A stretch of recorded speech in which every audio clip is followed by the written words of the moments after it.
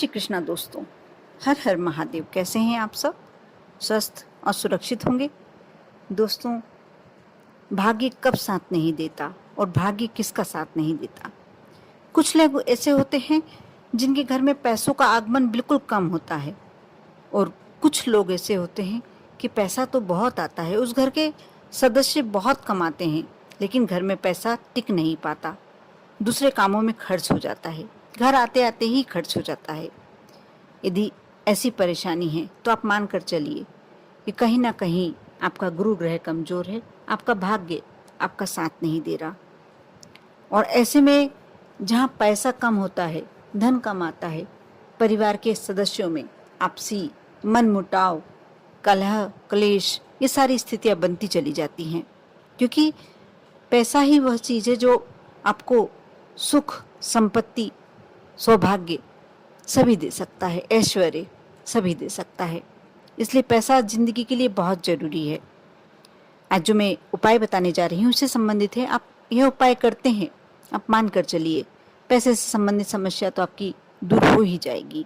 आपको करना यह है कि शुक्ल पक्ष के किसी भी बुधवार, आपको शुक्ल पक्ष के किसी भी बुधवार की शाम को किसी केले के पौधे के समीप जाएं, आप उस पर जल चढ़ाएं, हल्दी से तिलक करें और गुरु बृहस्पति का ध्यान करके पौधे से अगले दिन यानी गुरुवार को थोड़ी सी जड़ ले जाने की आज्ञा माने। दूसरे दिन सूर्य निकलने पर स्नान करके केले के वृक्ष की पूजन करें और लकड़ी के एक टुकड़े से पौधे की आप इस प्रकार खोदें पौधे की जड़ की पौधे को हानि ना पहुंचे, इस बात का विशेष ध्यान रखें। एक लकड़ी के टुकड़े से पौधे की जड़ धीरे धीरे निकाल कर खोद कर निकालें और थोड़ी सी आपको बिल्कुल जरा सा हिस्सा जड़ का अपने घर ले जाना है। आप किसी कारण से यदि ये कार्य यानी आमंत्रित, जो निमंत्रित करने का कार्य है, यदि बुधवार के दिन नहीं कर पाते हैं तो आप ये जब लेने जाएं बुधवार के दिन सूर्य निकलने से पूर्व, जब गुरुवार के दिन आप जाएं तभी आप आमंत्रित कर कर 5 मिनट उनसे अपने किए की गलती की क्षमा मांगे और उसी समय भी निकाल सकते हैं। आप उस जड़ को थोड़ा सा खोद कर निकाल लें। बहुत ज़रूरी नहीं है कि आप बुधवार को ही निमंत्रित कर आएँ। आपको बस थोड़ा सा इस बात का ध्यान रखना होगा कि आप जब गुरुवार के दिन सुबह जाकर यदि केले की पौधे की जड़ को निमंत्रित करते हैं, अपने घर में आमंत्रित करते हैं और ले जाना चाहते हैं, तो आपको 5 मिनट का वेट करना होगा, रास्ता देखनी होगी। आप पहले निमंत्रण देंगे, उसके बाद वहाँ 5 मिनट बैठ कर अपने मन में जो भी आपकी मनोकामना है, जो भी कामना है वह करेंगे। उसके बाद उसे घर लेकर आएंगे। इस जड़ को आप गंगा जल से धोकर और अच्छी तरीके से साफ कर लें, सुखा लें। उस पर थोड़ा सा या तो केसर घोल लें, 1 पत्ती केसर घोल लें, उससे तिलक करें, नहीं तो आप हल्दी के तिलक भी कर सकते हैं।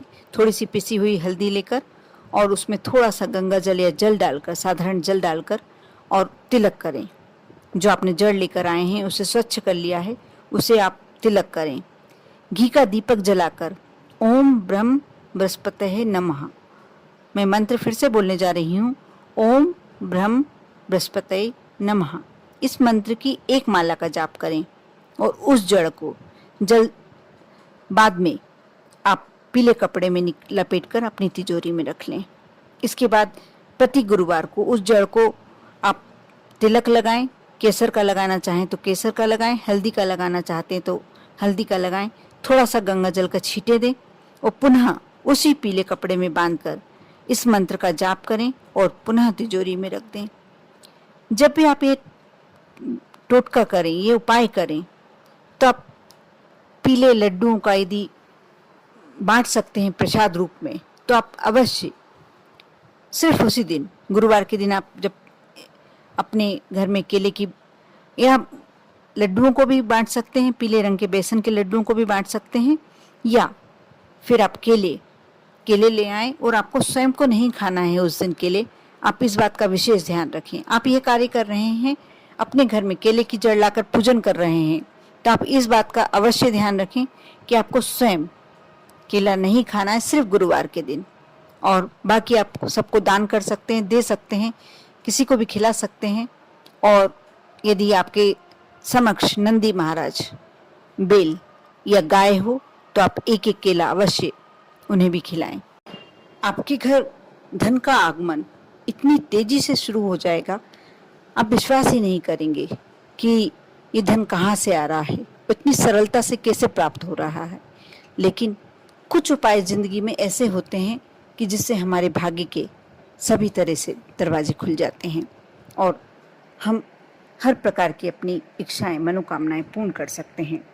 इसी प्रकार एक मैं छोटा सा एक और उपाय बता रही हूँ, यदि आप कर सकते हैं तो अवश्य करें। नागकेशर, आपने सुना होगा नाम। मैंने एक और पहले के वीडियो में भी नागकेशर का एक और उपाय बताया था। ये थोड़ा सा मुश्किल है। नागकेशर का पौधा बहुत सरलता से नहीं मिल पाता है, लेकिन आप यदि किसी नर्सरी पे जाकर कहते हैं तो हो सकता है आपको वह बुलवा के दे दें।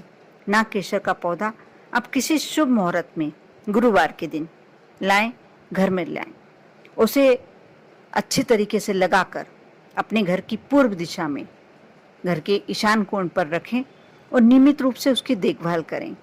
जैसे जैसे वह पौधा बढ़ेगा वैसे वैसे आपके भाग्य में प्रबलता, भाग्य में उन्नति के अवसर आपको मिलने लगेंगे, सफलताएं मिलने लगेंगी, धन आने के रास्ते खुलने लगेंगे, यानी घर में हर तरह की सुख और सौभाग्य में वृद्धि होगी। आप इसे माने या ना माने, ये बिल्कुल अचूक उपाय है। व्यक्ति की आर्थिक स्थिति सुदृढ़ होने में टाइम ही नहीं लगता यदि नागकेशर का पौधा जो जिसके घर में लगा होता है और उसे नियमित देखभाल मिलती है और वह सुचारू रूप से वृद्धि करता है। जैसे जैसे वह वृद्धि करता है वैसे वैसे आपकी आर्थिक स्थिति मजबूत होती चली जाती है।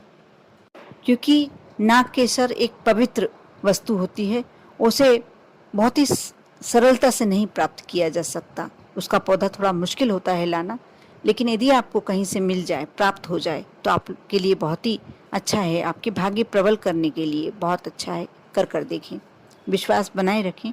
ये जो उपाय बताती हूँ मैं अपने वीडियो के माध्यम से, आप यदि इसे करते हैं और आपको फ़ायदा होता है, मुझे बहुत अच्छा लगता है। आपके कमेंट्स पढ़ती हूँ और उसमें कोई बोलता है कि हमने आपका यह उपाय किया, आप बहुत ही अच्छे उपाय बताते हैं, बहुत कारगर होते हैं, हमने आपका उपाय किया और हमें फ़ायदा हुआ।